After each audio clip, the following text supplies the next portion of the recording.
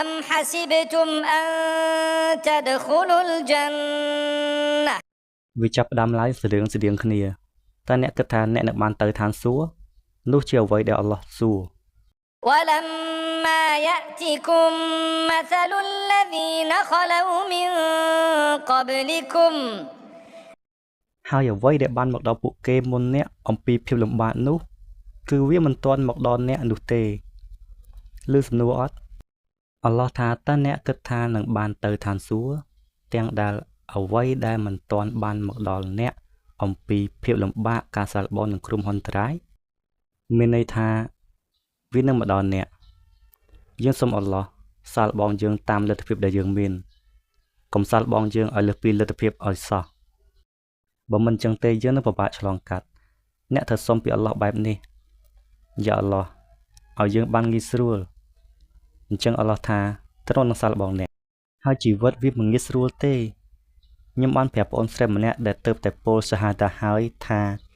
ដឹងអត់ថានៅលើផែនដីនេះយើងនៅតែឯងទេយើងនៅតែឯងទេគឺអ្នកនៅតែឯងទេប៉ុន្តែអល់ឡោះលើកលែងឲ្យអ្នកបន្តិចបន្តួចដែលឲ្យអ្នកបាននៅក្បែរដែលហៅថាគ្រួសារបណ្ដោះអាសន្នអល់ឡោះបានជួយអ្នកទ្រង់ផ្ដល់ពរឲ្យអ្នកបន្តិចបន្តួចឲ្យបានក្បែរដែលហៅថាគ្រួសារអញ្ចឹងអ្នកអាចហៅថាបងប្អូនប្រុសស្រីមិនដែលពុកដឹងគាត់ថាមិនទៀតទេខ្លះយើងមិនឲ្យគេមានគ្រួសារហើយខ្លះទៀតយើងបានយកគ្រួសារគេចេញហើយខ្លះទៀតមានតិចជាងគេអញ្ចឹងទៅប៉ុន្តែអល់ឡោះឲ្យយើងបានផ្សេងដូចជាមិត្តភ័ក្តិសហគមន៍មានតិចមានច្រើនអល់ឡោះឲ្យយើងបានបែបនេះវិញគឺដើម្បីការរស់នៅបណ្ដោះអាសន្នការពិតអ្នកគឺឯកានៅលើផែនដីនេះអ្នកឯកាអ្នកត្រូវក្រោកឈរកុំអាណិតខ្លួនឯងហើយត្រូវធៀមខ្លួនតតាំងនឹងបញ្ហាខ្ញុំត្រូវទៅក្រៅរលុយធ្វើការតតាំងនឹងរឿងផ្ទាល់ខ្លួនជួយអ្នកដទៃជំនាញខ្លួនដែលចាំបាច់ព្រោះវាជាផ្លូវដ៏ធំមួយដើម្បីជួយខ្លួនឯងគឺត្រូវជួយមនុស្សជុំវិញខ្លួនសិនអល់ឡោះនឹងជួយអ្នក كان الله في عون العبد ما كان العبد في عون أخيه អល់ឡោះនឹងបន្តជួយអ្នកមានជំនឿដរាបណាពួកគេរវល់នឹងជួយមនុស្សជុំវិញខ្លួនអ្នកចង់ឲ្យគេជួយស្វែងរកអ្នកណាដែលត្រូវការជំនួយហើយជួយគេទៅអ្នកនឹងឃើញប៉ុន្តែខ្ញុំឯកាខ្ញុំមិនចង់អាណិតខ្លួនឯងទេនៅពេលដែលបងប្អូនរត់ចេញពីខ្ញុំកូនរត់ចេញពីខ្ញុំម្ដាយពុកធ្វើខ្ញុំខកចិត្តដែលគិតថាគេនឹងនៅក្បែរខ្ញុំតែតាមពិតគេចាក់ខ្ញុំពីក្រោយខ្នងទៅវិញអល់ឡោះមិនធ្វើអញ្ចឹងដាក់ខ្ញុំទេអ្នកភ្ជាប់ខ្លួនជាមួយអល់ឡោះវាជាការរំពឹងទុកអ្នកអាចរំពឹងអ្វីមួយពីនរណាម្នាក់ប៉ុន្តែអល់ឡោះវិញគឺយើងរំពឹងតែអ្វីដែលល្អតាមចេតនាទ្រង់ជំនួយរបស់ទ្រង់ក្តីមេត្តារបស់ទ្រង់គឺមហាទូលាយមហាចិត្តល្អ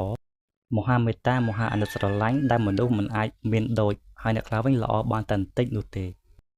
អ្នកមានពរជ័យធំណាស់បើអ្នកមានគ្រួសារល្អបងប្អូនល្អប្តីប្រពន្ធល្អជំនួយដ៏ធំមួយដែលអល់ឡោះឲ្យអ្នកនៅពេលអ្នកមានប្តីប្រពន្ធល្អនោះជាមូលហេតុដែលត្រូវសម្រេចចិត្តល្អមួយអ្នកមិនត្រឹមតែឃើញនរណាម្នាក់វ៉ាវអ្នកមើលទៅល្អ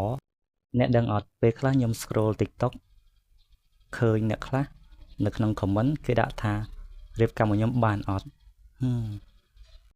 តើអ្នកដឹងអីខ្លះពីម្នាក់ហ្នឹងទី1គេប្រើ filter ទាំងដែលគេខ្លួនឯងមិនទទួលស្គាល់ផងហ្នឹងទី2គេសំដែងញញឹមសប្បាយលយមកតែគេផ្ទាល់មើលរបៀបគេនិយាយមួយម្ដាយនិងបងប្អូនមកសាកមើលពីរបៀបគេនិយាយជាមួយមិត្តភ័ក្តិមកមើលពីរបៀបគេសំដែងតាមសាធារណៈហើយអ្នកគាត់តែនិយាយថាការមកខ្ញុំបានអត់អោបងប្រុសហើយដឹងបើទេប្រយោគថាការមកខ្ញុំអត់គឺជាប្រយោគពិឃាតជួនកាលនិយាយត្រង់ហ្មងដូចគ្នាដែរនៅពេលដែលអ្នកលួចស្រឡាញ់នរណាម្នាក់គឺដោយសារតែចង់រៀបការអ្នកអត់ដឹងទេថាជំនួយដ៏ធំមួយដែលអល់ឡោះមានឲ្យអ្នកនោះគឺប្តីប្រពន្ធដែលអ្នកមានប្តីប្រពន្ធល្អឆ្លាតជាយាមថែរក្សាទំនាក់ទំនងវិនិយោគចំណាយពេលខិតខំធម្មពលលុយអ្វីក៏ដោយដែលត្រូវការចំណាយដើម្បីធានាថាអ្នកទាំងពីរលូតលាស់ក្នុងផ្លូវអល់ឡោះជាមួយគ្នាហើយទ្រង់អនុញ្ញាតឲ្យអ្នកមានច្រើនជាមួយកូនចៅបើទ្រង់ឲ្យឬមិនឲ្យខ្ញុំនៅតែរីករាយនោះហើយអល់ឡោះតែបើអ្នកធ្វើត្រឹមត្រូវអ្នករីករាយអ្នកទៅផ្ទះដោយរីករាយមិនដូចអ្នកខ្លះគាត់ចំណាយពេលយប់នៅក្រៅគាត់ខ្លាចអត់ហ៊ានចូលផ្ទះអ្នកជាមនុស្សប្រភេទណាអល់ឡោះឲ្យអ្នកមានមនុស្សប្រមាណអ្នកជុំវិញខ្លួនទ្រង់ឲ្យពរអ្នក ពិចារណាទៅលើពរជ័យអល់ឡោះផងឲ្យតម្លៃវាខិតខំអល់ឡោះឲ្យសារៈសំខាន់ច្រើនទៅកាន់សមាជិកគ្រួសារដោយសារតែទ្រង់ដឹងហើយបើទំនាក់ទំនងនោះរឹងមាំវានឹងរីកចម្រើនដល់ថ្ងៃបរលោកអ្នកយកមិត្តភ័ក្តិទៅឋាននរកឬឋានសួគ៌អ្នកយកសមាជិកគ្រួសារទៅជាមួយអ្នកពួកគេខ្លះជាសត្វកោចរិយាឬក៏អត់ទេផ្ទុយពីនេះអញ្ចឹងអល់ឡោះមានបន្ទូលនៅថ្ងៃកាត់ក្តីមនុស្សនឹងមករបៀបម៉េចគឺដូចដែលយើងបង្កើតគេតែឯងអញ្ចឹងولقد جئتمونا فرادا كما خلقناكم أول مرة وتركتم ما خولناكم وراء ظهوركم អល់ឡោះថានៅថ្ងៃនោះអ្នកនឹងមកតែឯងអ្នកនឹងមកជួបអល់ឡោះតែឯងដូចនៅពេលដែលយើងបង្កើតអ្នកតែឯងអញ្ចឹង